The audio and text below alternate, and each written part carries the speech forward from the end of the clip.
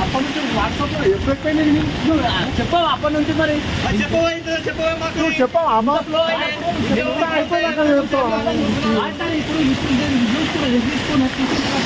అది చెప్పు అది అంత పోలేదు ఇప్పుడు జస్ట్ ఇదే ఈడ కూడా పోలేదు సార్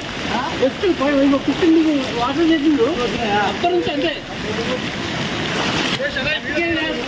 కూర్చుందే నేను ఎగ్జామ్ అది ఓడిపోతుంది అక్కడ తీసి వాట్సాప్ చేసి ఫోన్ చేసా